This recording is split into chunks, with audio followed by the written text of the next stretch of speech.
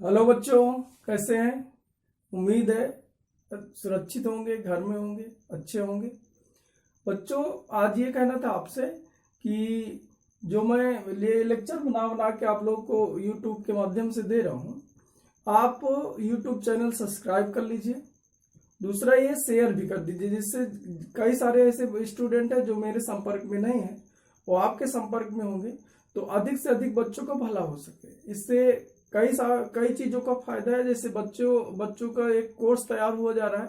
मान लीजिए लॉकडाउन अभी और बढ़ता है और बाद में हमें पढ़ने का थोड़ी कम समय मिले, तो भी हम लोग इन वीडियो के माध्यम से और आपको जो कम्युनिकेशन के साधन है उनकी सहायता से हम आपको ज्यादा से ज्यादा पढ़ा सके।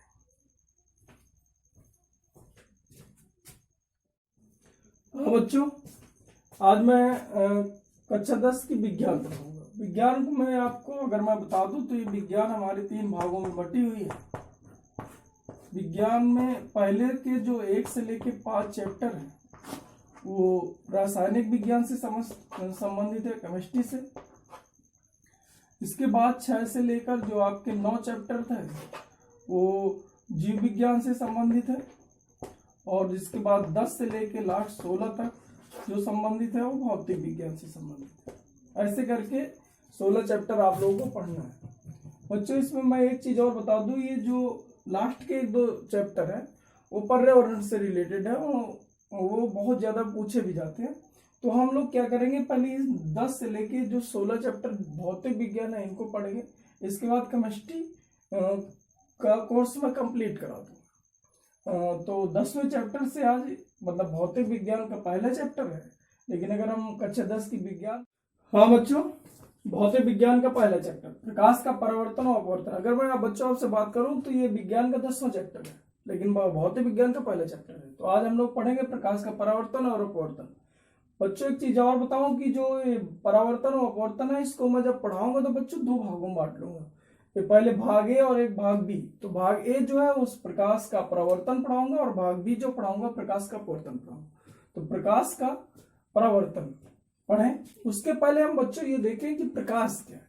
तो पहली हेडिंग है आप लोगों का प्रकाश। तो प्रकाश बच्चों देखें तो क्या हो करता है कि प्रकाश अगर हम लोग फील करें तो प्रकाश हो जाने से हमें दिखाई देने लगता है, अंधेरे में हमें कुछ दिखाई नहीं देता। तो मतलब हम लोग सिंपल से बच्चों ऐसे बोल लें कि प्रकाश एक ऐसा भौतिक माध्यम है जिसकी सहायता से हमें दिखाई देता है, यानी जिसकी सहायता से हमें वस्तुएं दिखाई देने लगती है।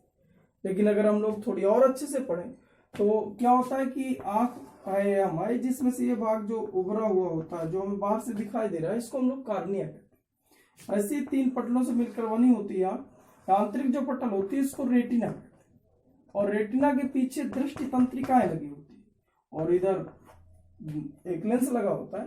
तो प्रकाश जब हमारी आंख पर प्रवेश करता है, एक चीज और बच्चों आपको क्लियर कर दो कि प्रकाश हमारे आंख से निकल नहीं रहा, प्रकाश हमारे आंख में प्रवेश करता है। जब प्रवेश करता है और रेटिना पे जाके पड़ता है तो इसके पीछे जो दृष्टि तंत्रिकाएं होती है वो क्रियाशील होती है, और जब क्रियाशील होती है तो हमें वस्तुएं दिखाई देने लगती है। यानी मैं ऐसा बोलूं कि प्रकाश एक ऐसी ऊर्जा है जो हमारी आंख की रेटिना पर पड़कर उसमें लगी दृष्टि तंत्रिकाएं, यहां जो लगी है इनको कहते हैं दृष्टि तंत्रिकाएं।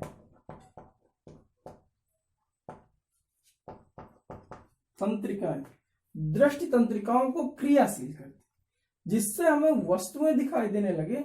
ऐसी ऊर्जा को हम लोग प्रकाश कहते हैं। बच्चों समझ में आया होगा। वैसे हम सिंपल से एक लाइन में भी बोल सकते हैं, प्रकाश एक ऐसा भौतिक माध्यम है जिसकी सहायता से हमें वस्तुएं दिखाई देती है। या प्रकाश एक ऐसी ऊर्जा है जो हमारी आंख की रेटिना पर पड़कर उसमें लगी दृष्टि तंत्रिकाओं को क्रियाशील कर देती है, जिससे हमें वस्तुएं दिखाई देने लगती हैं। उससे ऐसी ऊर्जा को हम लोग प्रकाश कहते हैं। प्रकाश के कुछ गुण होते हैं, जैसे इसमें गुण इसकी हम लोग लिख लें तो इसमें परावर्तन जो अपना चैप्टर भी है वो अपवर्तन होता है, जिसके बारे में लोग पढ़ेंगे कि परावर्तन अपवर्तन है क्या। इसमें विवर्तन हो गया, व्यतिकरण हो गया, व्यतिकरण ध्रुवण, प्रकीर्णन,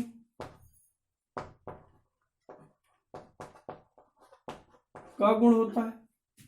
और अगर मैं इसमें बात करूं तो निर्वात में प्रकाश की चाल 3 गुणे 10⁸ मीटर प्रति सेकंड होती है, सबसे अधिक होती है। ये एक चीज और बता दे, जो प्रकाश होता है वो सीधी रेखा पर चलता है, क्योंकि इसकी चाल इतनी अधिक होती है, बस सीधी रेखा पर चलता है। और अगर इसमें बात करें तो 5वां गुण हम ऐसा लिख सकते हैं कि प्रकाश में द्वैत प्रकृति होती है।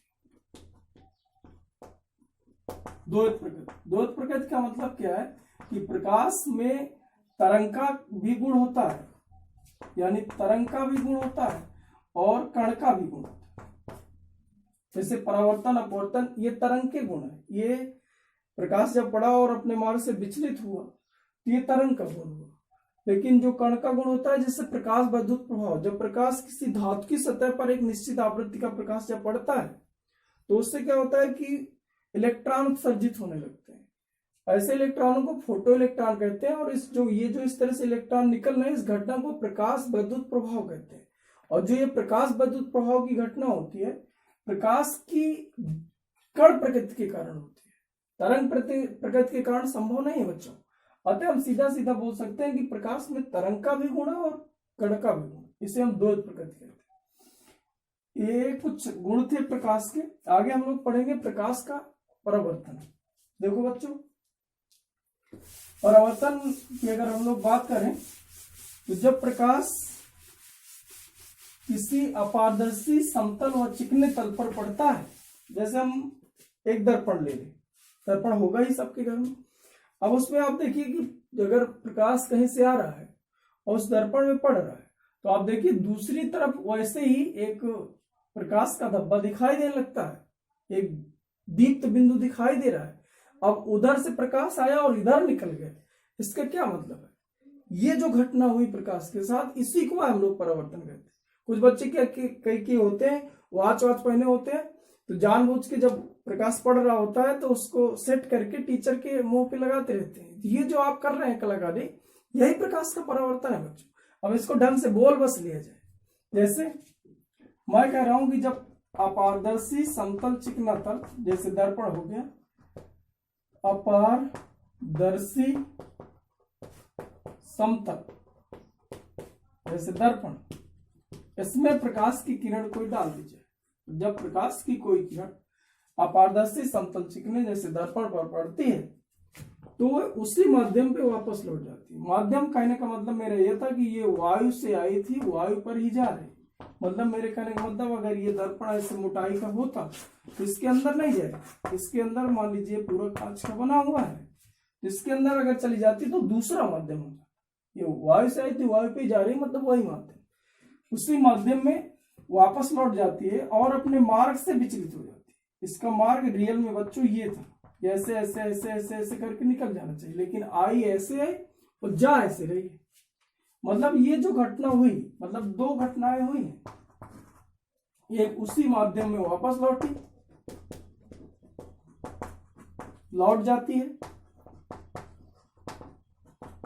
दूसरा जो इसमें हम लोगों ने देखा, मार्ग से विचलित हो गई, मार्ग से विचलित हो जाती है। और जब ये घटनाएं हो जाती हैं तो इस घटना को प्रकाश का परावर्तन कहते हैं। अगर मैं सीधे डेफिनेशन बोलूं तो जब प्रकाश की कोई किरण किसी अपारदर्शी समतल चिकने तल पर पड़ती है तो वह उसी माध्यम में वापस लौट जाती है और अपने मार्ग से विचलित हो जाती है। इस घटना को प्रकाश का परावर्तन। बच्चों समझ में आया होगा। आगे थोड़ी देखते हैं। क्योंकि ये प्रकाश की किरण आती हुई दिख रही है, इसलिए हम इसको क्या करते हैं, आपतित किरण। आपतित किरण। और ये यहां से परावर्तन के पश्चात उसी माध्यम में और अपने मार्ग से विचलित होकर जा रही है, इसको हम कहते हैं परावर्तित किरण। ये आपतित किरण कही जाएगी और ये परावर्तित, दोनों प्रकाश की किरणें हैं। और जो ये तल था, तल के साथ जो 90 अंश का कोण बनाएगा, इसको भैया अभिलंब कहते हैं। अभिलंब नॉर्मल होता है ये। अब इसमें से कुछ चीजें और बात करें, जैसे आपतन कोण किसे कहते हैं? आपतन कोण छोटी छोटी डिफिनेशन है, आप लोगों को पता होना चाहिए, चित्र से स्पष्ट हो रही है। आपतन कोण किसे कहते हैं? तो ये होता है आपतन कोण को आई से व्यक्त करते हैं। अब बताइए, अब सोच के कि आपतन कोण किसे कहते हैं? तो इसके और इसके बीच वाला कोण आपतन कोण है। और ये क्या थी? आपतित किरण। और ये क्या है? अभिलंब। बन गई डिफिनेशन। मतलब हम बोल दे आपतित किरण तथा अभिलंब के बीच वाले कोण को आपतन कोण कहते हैं। ऐसे ही अगली हेडिंग अगर हम लोग लिख लें, परावर्तन कोण किसे कहते हैं? परावर्तन कोण तो आप देखिए ये है बच्चों आर। अब बोलिए आप खुद से एक बार, तो आप क्या बोलते हैं? परावर्तित किरण तथा अभिलंब। कौन सी किरण? परावर्तित किरण और अभिलंब के बीच बने कोण को परावर्तन कोण। बच्चों आपतन कोण मतलब प्रकाश का परावर्तन क्या है, प्रकाश क्या है? मैं 4 हेडिंग पढ़ा दिया। प्रकाश का परावर्तन क्या है, लिखो उसको। दूसरा प्रकाश क्या है, ये पहले नंबर पे इसको पढ़ाया था। प्रकाश क्या है और उसके गुण क्या है, पहली हेडिंग थी। दूसरा प्रकाश का परावर्तन क्या है, दूसरी हेडिंग हो गई। तीसरा आपतन कोण क्या है, ये चौथी हेडिंग हो गई। परावर्तन कोण क्या है, 4 हेडिंग आप डाल के अच्छे से लिख लें, चित्र बना। आगे देखते हैं बच्चों। आगे हम देखें तो ये 5वीं हेडिंग है आपका, मतलब परावर्तन के नियम क्या है। परावर्तन के नियम बच्चों इंपॉर्टेंट भी है, तो देखते हैं। इसके मुख्य 2 नियम है इधर। पहले आप देखिए बच्चों, ये कौन सी किरण है? आपतित किरण। ये कौन सी किरण है? परावर्तित किरण। और ये कौन सा है? अभिलंब। ये एक ही तल पर होते हैं। तल में अगर आपको बात करूं मैं, तो ये x अक्ष है, ये y अक्ष है। अगर हम लोग बात करें तो ये जो भाग ऐसे करके निकला, ऐसे करके, तो ये भी देखिए जो रेखा ऐसे यहाँ पर कोई पॉइंट होता तो x y तल पर होता। जैसे x अक्ष पर भी वैल्यू, y अक्ष पर भी वैल्यू, x y तल पर है। ऐसे अगर यहाँ पर अगर ये x y तल पर है तो ये भी x y तल, एक ही तल। अब ये नहीं कि x ऐसे आए और ऐसे मुड़ के जेड पे चले जाए। अब सोचो कि ऐसे प्रकाश की किरण आए और ऐसे टकरा के और सीधा जेड पे निकल गई, ऐसा संभव नहीं। एक्स वाई तल पर थी तो एक्स वाई तल पर ही परावर्तित हुई। इसी को हम लोग क्या करते हैं, एक ही तल पर होते हैं। मतलब मैं सीधे से एक लाइन पर बोलूं तो ये हो जाता कि आपतित किरण, बच्चों समझे, आपतित किरण, परावर्तित किरण और अभिलंब। आपतित किरण, परावर्तित किरण व अभिलंब तीनों एक ही तल पर होते हैं, पहला पॉइंट था। दूसरा जो परावर्तन कोण है वो सदैव आपतन कोण के बराबर। परावर्तन कोण सदैव आपतन कोण के बराबर होता है, अर्थात कोण आर बराबर कोण आई, ऐसे लिखा जा सकता है। ये था प्रकाश के परावर्तन के नियम। आगे अगर हम लोग और देखें तो जो इसका विचलन होता है, देखना है तो तीसरा नंबर भी आप लोग लिख सकते हैं। जो इसका विचलन होता है, किसका? परावर्तित किरण का जो विचलन होता है, इसको देखिए कितना हुआ, ये हुई। ऐसे करके प्रकाश किरण जा रही थी और मुड़ के यहां पहुंच गई, तो विचलन तो ये हुआ। इसको हम डेल से व्यक्त कर रहे हैं, डेल बराबर विचलन। अब देखिए कितना हुआ होगा। अगर ये सीधे रेखा ऐसे करके निकलती तो 180 अंश का कोण होता, और इतना विचलित हुई डेल, तो इसका मतलब 180 में मैं इधर का घटा देता तो इधर की वैल्यू निकल आती। और इसका मतलब 180 से मैं घटा दूं आई प्लस आर, कोण आई प्लस कोण आर, और आई आर आपस में क्या होते हैं? बराबर। यानी आई जो आर है वो आई के बराबर है। इसका मतलब मैं लिख सकता हूं कि इसका जो विचलन है वो 180 माइनस 2i, कोण 2i, सॉरी 2 कोण आई होता है। ऐसे करके हम लोग तीसरा नियम भी बोल सकते हैं। तो आपको समझ में आए? चलिए हाँ बच्चों, आगे एक आध एग्जाम्पल देखें। चलिए ठीक है, बताइए बच्चों। यदि मैं क्या करूं, प्रकाश की किरण डाल दूं 30 अंश के कोण से, ऐसे आधार के साथ, ये प्रकाश की किरण, अब बच्चों आपसे पूछ रहा हूं कि आई कितना है, आर कितना है और विचलन कितना। चेक करो बेटा 1 मिनट। चलो ठीक है, मैं बता रहा हूं। अच्छा पहले तो मैं अभिलंब खींचूं, अभिलंब हुआ।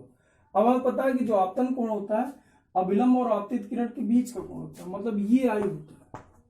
अब आप सोचो अभिलंब मतलब तल के साथ 90 अंश का कोण, ये पूरा 90 अंश का कोण है, इसका मतलब इधर कोण कितना होगा, तो जो आई होता वो 90 माइनस 30 होता बराबर 60 अंश, मतलब आई आ गया 60 अंश। चलिए ठीक है, बताइए आर कितना होगा। तो हम लोग को पता था कि जो आर होता है वो सदैव कोण आई के बराबर होता है, इसका मतलब आर भी कितना हो गया 60 अंश हो गया, परावर्तन का नियम। तीसरा आपसे पूछा गया कि विचलन कितना है, डेल्टा। तो अगर ये देखा जाए तो हमें पता है 180 माइनस 2i, आई कितना है 60, तो 180 माइनस 120, तो ये भी कितना है 60, यानी आपतन कोण भी 60, परावर्तन कोण भी 60 और विचलन भी 60। ऐसे ही आप सवाल लगा सकते हैं। मान लीजिए मैं ऐसा कुछ ले लूं, एक और देखें बच्चों अच्छे से समझे। क्वेश्चन नंबर दूसरा, थोड़ी प्रैक्टिस करते जाए, इससे हमें समझ में आता है कि हम लोगों ने जो अभी हेडिंग पढ़ी वो कितना समझ में आया आपका। तो चलिए मैं प्रकाश की किरण ऐसे करके डाले दे रहा हूं, ये प्रकाश की किरण है और यही अभिलंब है, यही अभिलंब है और यही आपतित किरण भी है, आपतित किरण भी है। अब मेरा क्वेश्चन फिर से वही है कि आई कितना, आर कितना और डेल्टा कितना, चालू हो जाए। ठीक है, आई देखा होगा आपने, तो आई जो हुआ करता है अभिलंब और आपतित किरण के बीच का कोण होता है, ये आई होता है बच्चों। अगर हम लोग देखें इसको तो ये आई है। अब सोचो कि आई ऐसे करके यहां से डालता तो ये 90 अंश होता, अगर ऐसे ऐसे करके डालता चला जाऊं तो क्या ये कोण घटता जाएगा, घटते घटते घटते अगर मैं इसी के ऊपर से डाल दूं तो बच्चों कोण कितना हो गया। हाँ समझ में तो आ गया सर, आई हो जाएगा आपका 0, क्योंकि अभिलंब के साथ, अभिलंब और आपतित किरण के बीच बना कोण होता है। तो अभिलंब क्या यही है, आपतित किरण यही है, क्या दोनों एक साथ हैं, मतलब समांतर है, फिर दूसरे ऊपर काट रही हैं, समगामी है, इसका मतलब कोण आई कितना हुआ 0। अब आपको पता है कि जितना कोण आई उतना कोण आर, इसका मतलब कोण आर भी कितना हो, आर भी 0 हो गया। अब बताइए कि विचलन कितना, तो हमें पता है सूत्र से सीधे 180 माइनस 2 गुणे आई कितना 0 बराबर 180। अब आप देखें कि कितना विचलित हुई, अब थोड़ी फील करें तो प्रकाश किरण आई थी ऐसे, ऐसे टकराए जस्ट ऊपर निकल गई, मतलब ऐसे जाना चाहिए था लेकिन ऐसे न जाके जस्ट ऐसे पलटी मार गई, ऐसे लौट गई। तो बताइए विचलन पूरा कितना हो गया 180, मतलब ऐसे प्रकाश किरण आएगी तो ऐसे ही जाएगी और विचलन हो जाएगा 180। चलिए बच्चों समझ में आया, उम्मीद है इससे मुझे। आगे देखते हैं। अच्छा एक क्वेश्चन और मुझे बताइए, क्वेश्चन नंबर तीसरा, यदि मैं ऐसे करके आधार ले लूं, ये और ये अभिलंब ले लूं, ये बच्चों अभिलंब है, प्रकाश किरण ऐसे आई और ऐसे चली गई, मैं कह दूं कि यहां 20 अंश का कोण है, तो बताइए फिर से बच्चों आई कितना है, आर कितना है, डेल्टा कितना है। चालू हो जाए बच्चों, स्क्रीन रोक लिया करिए, इसके बाद लगा लिया करिए, फिर मैच करा करिए कि हमारा उत्तर आया कि नहीं है। चलिए ठीक है, आपको समझ में आ गई होगी बात। ये क्या अभिलंब है, तल के साथ 90 अंश का कोण ये पूरा बना करता है, ये पूरा 90 और इधर है 20। अब सोचो ये कितना है, इस कोण को अगर ये आपतित किरण है और ये परावर्तित किरण है तो इस कोण को हम लोग आर कहते हैं, आर बनता 90 माइनस 20 बराबर 70। अब आपको पता है कि जितना आर होगा उतना यही होगा, इसका मतलब आई बराबर लिख लूं कोण आर बराबर 70। और अगर हमें विचलन चाहिए, विचलन मतलब ऐसे करके आई ऐसे करके जाना चाहिए था और घूम के यहाँ पहुंच गए, तो ये विचलन हुआ। विचलन अगर चाहिए तो 180 माइनस 2 गुणे आई का मान 70, यानी 180 माइनस 140 तो 40 अंश आ गया, यानी यहाँ जो विचलन हुआ वो 40 अंश। अगर ये 20 तो ये हुआ 70 और ये भी 70, ऐसे चित्र में भी स्पष्ट हो।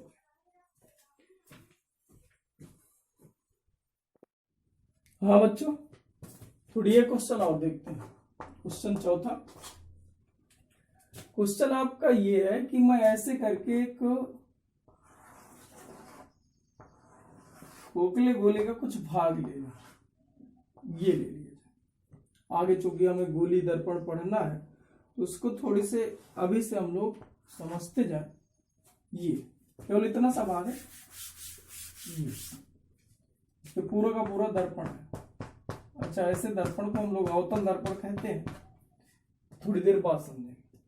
क्वेश्चन मेरा ये था कि ये अगर ये पूरे गोले का ये सेंटर है सी, अगर इतने से भाग का मैं गोला खींचता तो ऐसे बनता और ये सेंटर होता। अब मैं कह दूं कि प्रकाश की किरण मैं इस पॉइंट से डाल रहा हूं ऐसे। बताइए जब प्रकाश की किरण, ये तो आपतित किरण हो गई, तो परावर्तित किरण किस मार्ग पर जाएगी? क्वेश्चन है आपके, ये ऐसे आएगी, ये ए ऑप्शन दिया है, मान लीजिए मैं इसको ऑप्शन दे दूं ए, या ऐसे लौट जाएगी बी, या इसी मार्ग पर वापस लौट आएगी सी। बताए बच्चों थोड़ी सी सोच के। चलिए ठीक है, मैं बता रहा हूं। अच्छा देखो, हम लोगों ने पढ़ा था कि जब मान लीजिए तल है, समतल दर्पणों के लिए देखा था और ये अभिलंब होता था, ये प्रकाश की किरण है आपतित किरण। बच्चों समझते जाइए, ये होता था आपतन कोण आई और ये होता था परावर्तन कोण आर। और हमने देखा था कि अभिलंब के एक तरफ आई है तो दूसरे अभिलंब के दूसरी तरफ आर है। मतलब हमें एक बात समझ में आ गई कि पहले तो मुझे अभिलंब चाहिए, तब हमारा डिसाइड हो कि इधर हम क्या माने। तो अभिलंब यानी हम अभिलंब ऐसा पॉइंट होता है जो उस पॉइंट यानी उस तल पर 90 अंश का कोण बनाता है, अभिलंब कहलाता है। अब यहां पर अगर चेक करें इस पॉइंट पर, यानी ये तल हुआ, इस पॉइंट का ये तल हुआ, और इस पर जो 90 अंश का कोण बनाया वो अभिलंब हुआ। तो आपको अगर पता हो तो वृत्त के किसी बिंदु पर खींची गई स्पर्श रेखा त्रिज्या पर लंब होती है। यानी अगर त्रिज्या से अगर हम त्रिज्या खींचे और इस पॉइंट पर त्रिज्या खींच दें और स्पर्श रेखा खींच दें तो इनके बीच का 90 अंश का कोण होता है। ये बात तो हमें समझ में आ गई। ये क्या था? सेंटर। सेंटर त्रिज्या जो होती है सेंटर और परिधि को मिलाने वाली रेखा होती है। मतलब अगर मैं इससे इसको मिला देता, ऐसे करके मिला देता बच्चों, तो ये जो था ये अभिलंब कहलाता। तो बच्चों ये अभिलंब होता। अगर ये अभिलंब है तो ये जो है ये आपतित किरण है। अगर ये आपतित है, अब आप सोचो कि परावर्तन किधर होना चाहिए? इधर ही होना चाहिए कि इधर होना चाहिए कि इधर होना चाहिए? सोचो बच्चों। तो आपके समझ में आया कि अगर प्रकाश किरण ऐसे जाएगी तो ऐसे आएगी। मतलब हमें समझ में आया कि ये कौन सा कोण, ये होता परावर्तित किरण, और ये जो कोण होता है ये परावर्तन कोण होता, और ये जो कोण होता है ये आपतन कोण होता। परावर्तन कोण आपतन कोण के बराबर होता, और इसका उत्तर जो आता है, इसका आंसर होता है वो ए होता। ए सही है। और ये आपतन कोण है और ये परावर्तन कोण है। बच्चों थोड़ी स्पष्ट हुआ? चलिए ठीक है, आगे देखते हैं अगली रीडिंग। हम लोगों ने परावर्तन के नियम तक पढ़ लिया, आगे हम देखते हैं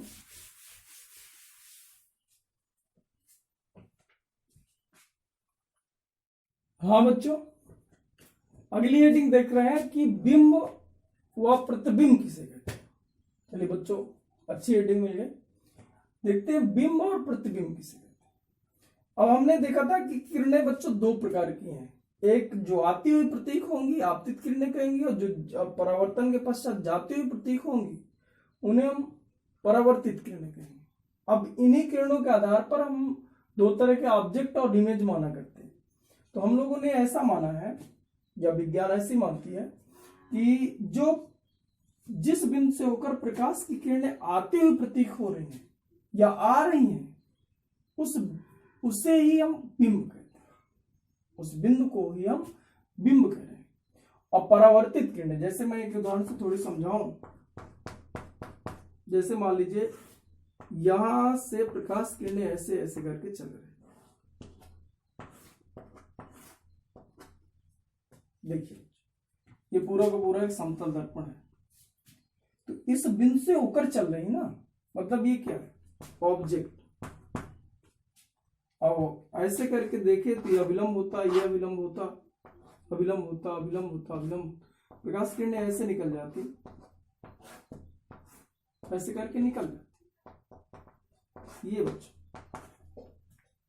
तो ये परावर्तित किरणें हैं, और ये इस बिंदु से होकर प्रकाश किरणें चल रहे हैं, ये आपतित किरणें।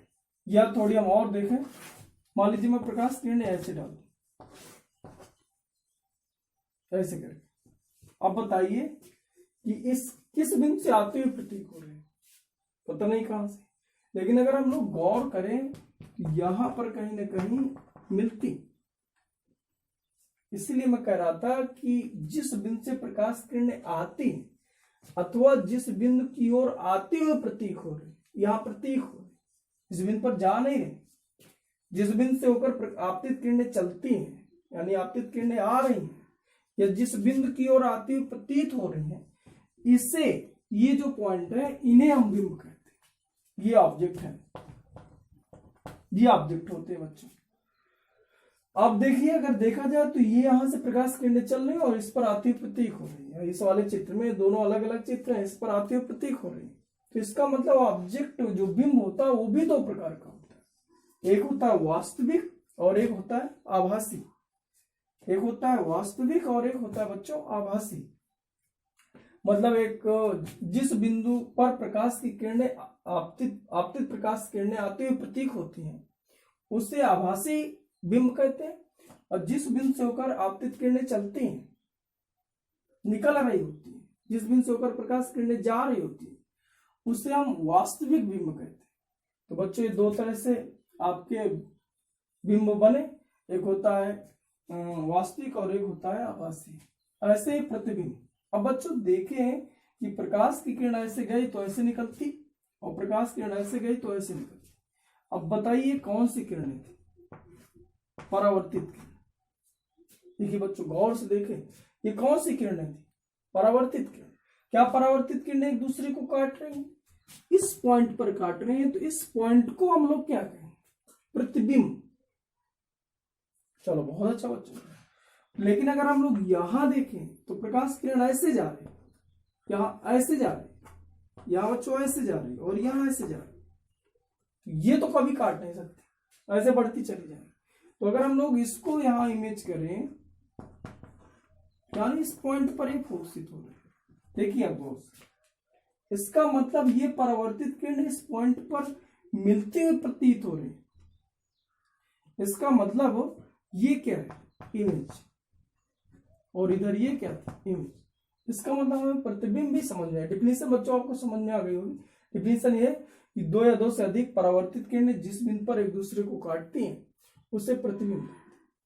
प्रतिबिंब दो प्रकार के होते हैं, वास्तविक प्रतिबिंब और आभासी प्रतिबिंब। ये वास्तविक प्रतिबिंब है या आभासी प्रतिबिंब?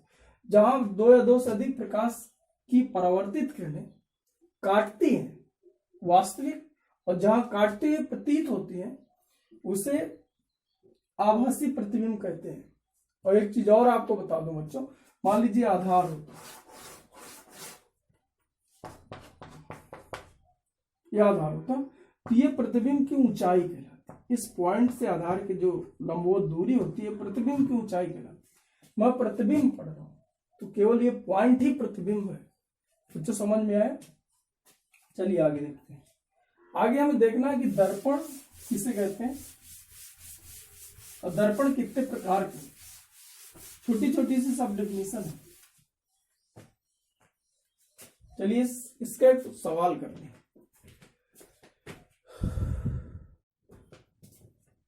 आगे देखते हैं बच्चों, एक सवाल हो जाए। चलिए ठीक है, ये मैं समतल दर्पण ले लिया हूं। बहुत अच्छे बच्चों, और मैं क्या कर रहा हूं कि प्रकाश की किरणें ऐसे करके डाल रहा हूं। ये प्रकाश की किरणें, बताइए बिंदु कौन सा है, इमेज है कि ऑब्जेक्ट? हाँ, तो बच्चों समझ में आ गया होगा कि जिस बिंदु से होकर प्रकाश किरणें चल रही होती है, आपतित किरणें होती हैं, उसे हम कहते हैं ऑब्जेक्ट, मतलब ये ऑब्जेक्ट। अब मेरा क्वेश्चन ये था, इसका जो इमेज बनेगा वो कैसा बनेगा, वास्तविक बनेगा कि आभासी बनेगा? थोड़ी स्क्रीन को रोक के चेक करें। चलो ठीक है, आगे मैं बता रहा हूं। ये मैं अभिलंब डालता, ये अभिलंब डालता। अब हमें पता है कि जो आपतन कोण होता है वही परावर्तन कोण होता है। इसका मतलब ये प्रकाश किरण ऐसे गई होती और ये प्रकाश किरण ऐसे गई होती। अच्छा सर, आप ऐसे क्या बना दिए? सर ऐसे बना देते, ये प्रकाश किरण ऐसे थी, ये ऐसे थी, और ऐसे वैसे ऐसे बना देते सर, जुड़ जाता। तो आपको बच्चों पता होना चाहिए, जो कोण आई है वही कोण आ रहा है। तो यहाँ कोण आई है और यहाँ कोण आ है, इसी तरह ये कोण आई है और ये कोण आ रहा है। ध्यान दीजिए बच्चों। अब बताइए, यहाँ कोण कम है और यहाँ कोण ज्यादा है, तो इसका मतलब आई अगर कम है तो आर भी कम है। तो कम कोण जितने कोण से आई उतने कोण से गई, और यहाँ कोण जो आई था वो ज्यादा था तो ज्यादा कोण से गई। इसका मतलब ये कुछ ऐसे करके निकली। अगर ये ऐसे करके निकली तो ये अब आगे मिल नहीं सकती, अब ये आगे नहीं मिल सकती। तो हम लोग ऐसे ऐसे करके इसको देखते, तो ये प्रकाश किरणें मेरे हिसाब से यहाँ कहीं काट रहे हैं, यहाँ कहीं काट रहे हैं।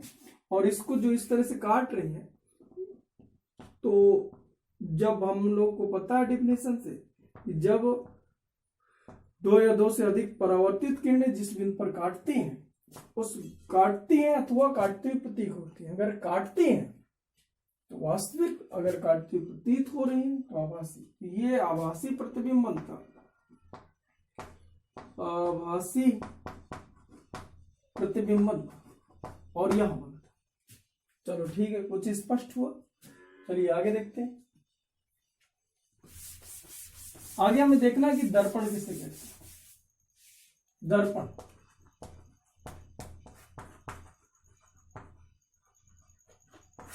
मिरर। आगे देखिए बच्चों, अब दर्पण किसे कहते हैं?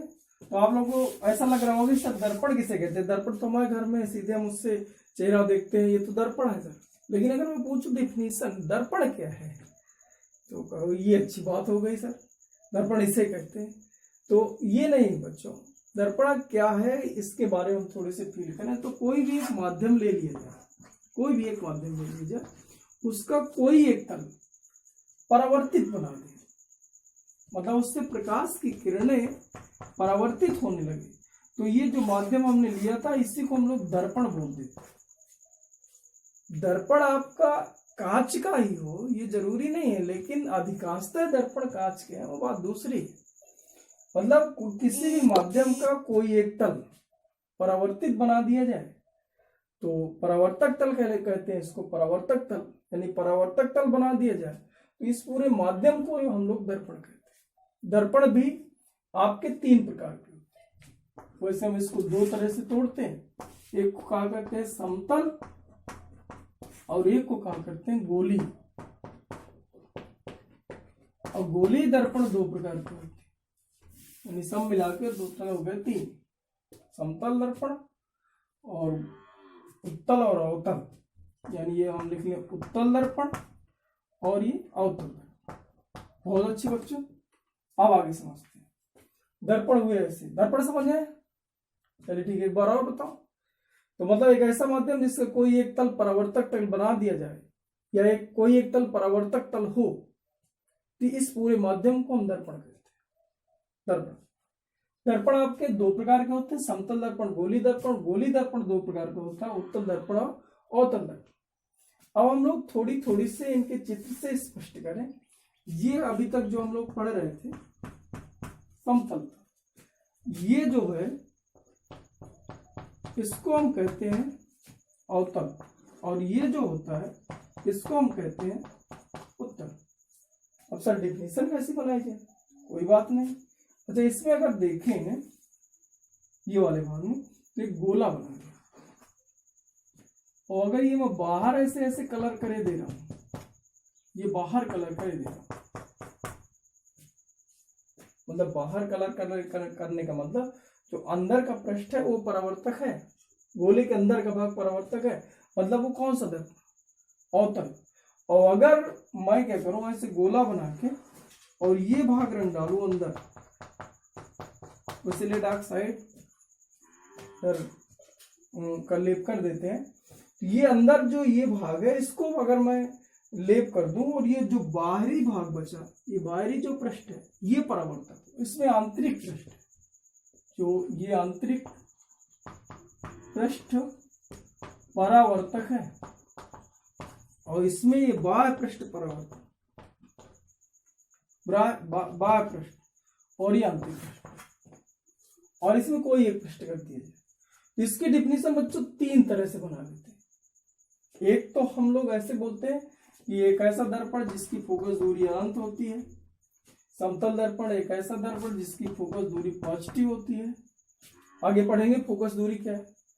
और एक ऐसा दर्पण जिसकी फोकस दूरी निगेटिव होती है, अवतल दर्पण, उत्तल दर्पण, ये सिंपल सिंपल। चलिए ठीक है। दूसरा वो करता है बनावट के आधार पर। एक ऐसा दर्पण जिसके दोनों सिरे एक ही सीध पर होते हैं, समतल दर्पण कहलाते हैं, और उसको कोई एक पृष्ठ परावर्तक होता है। एक ऐसा दर्पण समतल दर्पण कहलाता है। एक ऐसा दर्पण जिसका मध्य भाग उभरा हुआ होता है, निकला हुआ होता है, उत्तल दर्पण कहलाता है। और एक ऐसा दर्पण जिसका मध्य भाग झुका हुआ होता है, दबा हुआ होता है, उसे हम अवतल दर्पण कहते हैं। दूसरी तरह से डिफिनेशन थी। तीसरी तरह से हम लोग इस तरह से बोलते हैं, एक ऐसा दर्पण जिसका कोई भी एक भाग परावर्तक बना लिया जाए और दोनों मतलब दर्पण के दोनों सिरे एक ही सीध पर हो, समतल दर्पण कहलाता है। अब आपको गोली दर्पण में बोलना है, यदि किसी गोली पृष्ठ का बाह्य भाग परावर्तक तल, ये जो बाहर का भाग है ये परावर्तक तल हो तो उत्तल दर्पण कहलाता है। और अगर आंतरिक भाग, देखिए ऐसे करके ये गोला पूरा बना, गोले का कुछ भाग मैंने काट लिया इतना जो यहाँ दिखा रहा, और इसका अंदर पर, बाहर तो हमने लेप कर दिया, अंदर अगर प्रकाश किरण डालू इधर आएंगे चमक। यानी जिस एक ऐसा गोली दर्पण जिसका आंतरिक भाग परावर्तक उसे अवतल कहते हैं, जिसका बाह्य भाग परावर्तक उत्तल कहते हैं। और एक ऐसा दर्पण जिसके दोनों सिरे एक ही सीध पर हो और कोई एक भाग, चाहे आंतरिक ले लो चाहे बाह्य ले लो, कोई एक भाग परावर्तक हो, उसे हम कहते हैं समतल दर्पण। बच्चों ध्यान देना, जहां ये मैंने लेप किया ये परावर्तक ना हो, ये जो बाहर का ये जहां लेप नहीं किया ये परावर्तक, इसमें बाह्य भाग परावर्तक है, इसमें आंतरिक भाग परावर्तक। चलिए ठीक है, समझ में आया होगा। आगे हम लोग देखते हैं दर्पण से संबंधित कुछ परिभाषाएं। चलिए ठीक,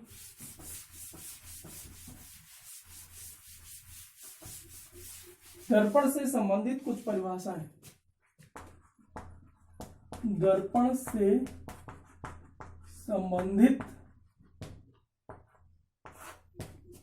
कुछ परिभाषाएं। बहुत अच्छे बच्चों, परिभाषाएं मुख्यतः ये पढ़ना है कि हम ध्रुव किसे कहते हैं, इसे P से व्यक्त करेंगे। इसके बाद हम पढ़ेंगे वक्रता केंद्र किसे कहते हैं, वक्रता केंद्र, इसको हम C से व्यक्त करेंगे। तीसरी हेडिंग पढ़ेंगे मुख्य अक्ष किसे कहते हैं, इसको हम L से व्यक्त कर लेंगे। इस चौथी हेडिंग पढ़ेंगे वक्रता त्रिज्या किसे कहते हैं, वक्रता त्रिज्या, इसे कैपिटल R से व्यक्त कर लेंगे। पांचवें हम पढ़ेंगे मुख्य फोकस किसे कहते हैं, मुख्य फोकस CF से व्यक्त कर लेंगे। छठवें हम पढ़ेंगे फोकस दूरी, इसे कैपिटल F से व्यक्त कर लेंगे। सातवें हम पढ़ेंगे फोकस तल। ये हेडिंग बच्चों में अभी पढ़ाऊंगा। ये गोली दर्पण से संबंधित कुछ परिभाषाएं हैं। चलिए आगे देखते हैं बच्चों, गोली दर्पण से संबंधित कुछ परिभाषाएं। तो बच्चों दर्पण अभी हमने देखा दो प्रकार के। अच्छा बताइए बच्चों ये कौन सा दर्पण? तुरंत तुरंत तुरंत अवतल। अच्छा ये कौन सा दर्पण है? आप कहेंगे सर एक अवतल है तो दूसरा उत्तल, तो भाई अच्छा ठीक है, गलत करवाए, चलिए ठीक है। बताइए बच्चों ये कौन सा दर्पण है?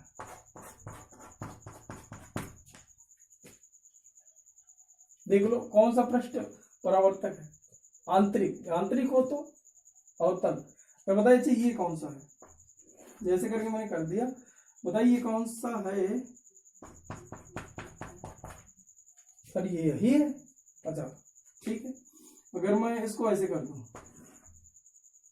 अब फिर अब करिए, बताइए कौन सा? अब देखिए इसका बाह्य पृष्ठ परावर्तक है, बाहर गोले के बाहर वाला, मतलब कौन सा है? उत्तर। अब देखिए इसी को मैंने उल्टा करके रख दिया बच्चों, ये भी उत्तर है। तो अवतल उत्तल में कंफ्यूज ना हो करिए। चलिए अच्छा आगे देखते हैं। तो किसी भी गोली दर्पण का जो मध्य बिंदु होता है, ये पूरा दर्पण ले लिया, इसको नाप के जो मध्य पर है इसको हम लोग ध्रुव कहते हैं। किसी भी दर्पण का जो मध्य बिंदु है उसे ध्रुव कहते हैं। चलिए बच्चों अच्छा अब आगे देखते हैं। किसी भी दर्पण, अगर ये मैं ऐसे करके इस दर्पण का जो ये छोटा सा भाग था उसको अगर मैं लेके वृत्त खींच सकता हूं, यानी वक्री भाग, ये वक्री भाग है, इसका जो सेंटर हो केंद्र हो उससे वक्रता केंद्र कहते हैं। जैसे इसमें इधर ऐसे करके खींचा जा सकता था, इसका सेंटर यहां कहीं आता है।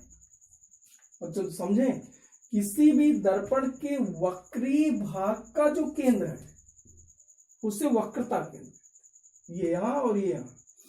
फिर तीसरी हेडिंग थी वक्रता मुख्य अक्ष, यानी वक्रता केंद्र तथा ध्रुव को मिलाने वाली रेखा, यानी इनसे होकर खींची गई रेखा मुख्य अक्ष कहलाती है। जैसे यहाँ सी था यहाँ पी था, इन दोनों को मिलाने वाली जो रेखा होगी उसे हम मुख्य अक्ष कहते हैं।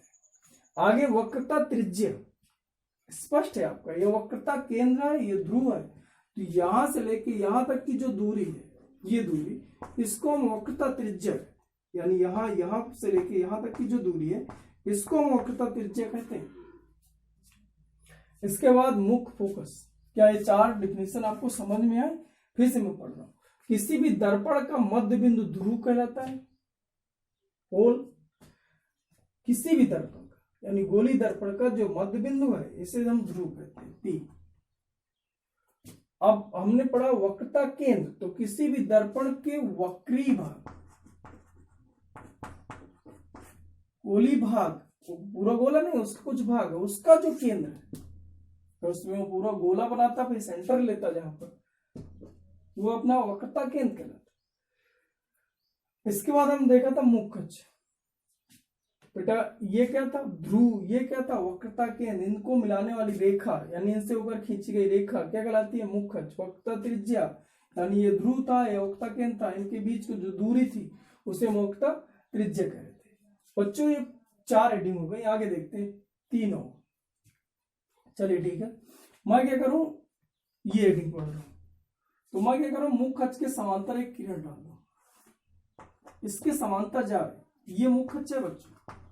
मुख्य अक्ष के समांतर खींची गई रेखा, मुख्य अक्ष के समांतर खींची गई रेखा परावर्तन के पश्चात अगर देखें तो बेटा ये अविलंब होगा। एक बार इस सवाल मैंने करवाया था शायद चौथा पांचवा, ये अविलंब, सी से होकर खींची गई रेखा अविलंब कहलाती। तो ये आपतित किरण आई हो गई और ये ऐसी परावर्तित किरण आर बनती, तो ये परावर्तित किरण होती, ये आपतित किरण है, मतलब प्रकाश किरण कुछ ऐसे निकल गई होती। अब डिफिनेशन देखें, मुख्य अक्ष के समांतर खींची गई रेखा परावर्तन के पश्चात, यहां परावर्तित हुई, परावर्तन के पश्चात मुख्य अक्ष को, ये मुख्य अक्ष थी, मुख्य अक्ष को जिस बिंदु पर काटती है उस बिंदु को मुख्य फोकस कहते हैं। फिर से, मुख्य अक्ष के समांतर चलने वाली किरण परावर्तन के पश्चात, यहां से परावर्तित हुई, परावर्तन के पश्चात मुख्य अक्ष को जिस बिंदु पर काटती है, मुख्य अक्ष को जिस बिंदु पर काटती है उस बिंदु को मुख्य फोकस कहते हैं। बच्चों समझ में आए? ये बहुत अच्छी है डेफिनेशन। फिर से एक बार बोल दूं, मुख्य अक्ष के समांतर चलने वाली किरण परावर्तन के पश्चात मुख्य अक्ष को जिस बिंदु पर काट रही है उसे मुख्य फोकस कहते हैं। बहुत अच्छा। अच्छा बताइए इधर कैसा चित्र बनता, यहाँ ऐसे और प्रकाश किरण जाती है ऐसे, हमने देखा था काटे कहीं ना कहीं, यहाँ काटे प्रतीक हो, यहाँ मुख, इसलिए पॉजिटिव क्या आता है। अभी हमने लिखा था कि एक ऐसा दर्पण जिसकी फोकस दूरी प्लस की होती है उत्तल दर्पण कहलाता है, एक ऐसा दर्पण जिसकी जिसकी फोकस दूरी माइनस की होती है अवतल दर्पण कहलाता है, याद है। और एक ऐसा दर्पण जिसकी फोकस दूरी अनंत होती है समतल दर्पण कहलाता है। ऐसे मैंने कहा था बेसिक तरीके से हम लोग ये भी तैयार कर सकते, इसीलिए इसमें निगेटिव है कि अगर चतुर्थांश आपको पता हो इधर पॉजिटिव होता है और इधर क्या होता है निगेटिव, तो ये इधर पॉजिटिव हो गया और ये इधर निगेटिव हो गया। ये बच्चों निगेटिव है, क्या आपको बात समझ में? या इधर फोकस बनता है, ये आभासी इधर बनता है, इधर वास्तविक बन रहा था। आगे देखते हैं, आगे क्या था, मुख्य फोकस हो गया फोकस दूरी। अब देखिए ये कौन सा पॉइंट मुख्य फोकस, ये कौन सा ध्रुव, इनके जो बीच की दूरी है यानी ये जो दूरी है इसे हम मुख्य फोकस कहते हैं। जैसे यहाँ ये वाली दूरी उधर सी तरफ ना मिला दीजिएगा, ये तरफ ना मिला दीजिएगा, ये दूरी है आगे, ये फोकस दूरी कहलाती है, इसे अब से व्यक्त करें। मतलब डिफिनेशन आप क्या बोलते हैं, डिफिनेशन आप ये बोलते हैं, डिफिनेशन बच्चों आप ये बोलते हैं कि मुख्य फोकस तथा ध्रुव के बीच की दूरी को मुख्य फोकस तथा ध्रुव के बीच की दूरी को फोकस दूरी कहते हैं। अब आया फोकस तल।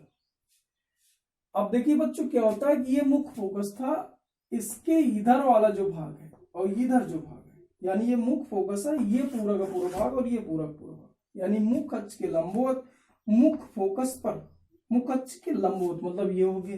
अब मुख्य अक्ष के लंबवत तो ये भी है, ये भी है, ये भी है, सब लंबवत ही है। और किस पॉइंट पर, मुख्य फोकस पर जो ये तल होता है इसे फोकस तल कहते हैं। एक बार फिर से ऐसे बोल रहा हूं,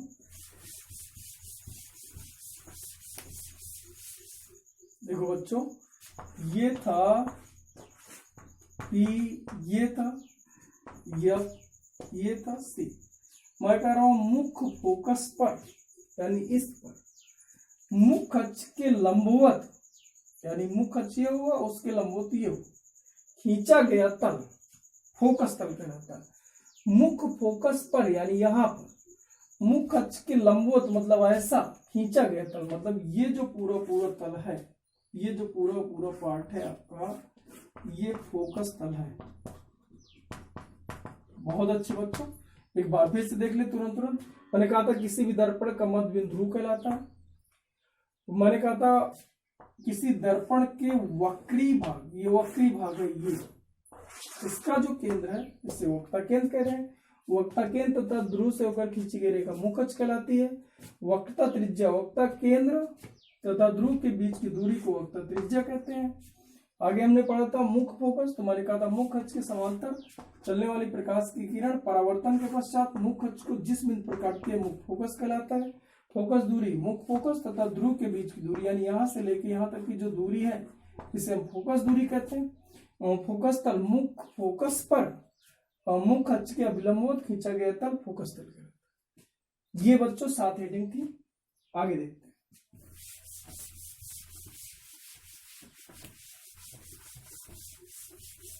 आगे देखते हैं प्रतिबिंब बनने के कुछ नियम। प्रतिबिंब बनने के नियम बच्चों देखें, ठीक है, ये भी बहुत अच्छा है। आगे आप कहोगे सर आप तो सब अच्छा ही कह रहे हैं नहीं अच्छा है तो है, उससे क्या करें। आगे देखते हैं, ये हो गया अवतल दर्पण, ये अवतल दर्पण, ये क्या हुआ ध्रुव P। हाँ अच्छा बताइए, इसका जो सेंटर होता है वो C होता, और हमने पढ़ा था कि यहाँ से होकर ऐसे करके मुख्य अक्ष के समांतर रेखा खींच दे तो जहां से होकर जाती वो F होता, इनके बीच की दूरी फोकस दूरी होती। हाँ याद तो है अभी, थैंक यू। आगे देखते हैं बच्चों, यहां में पढ़ना था प्रतिबिंब बनने के नियम। प्रतिबिंब बनने के मुख्यतः जो 4 नियम है उसको मैं बता रहा हूं। पहला नियम आपका यही था ये कि मुख्य अक्ष के समांतर, ये कौन सा अक्ष है मुख्य अक्ष,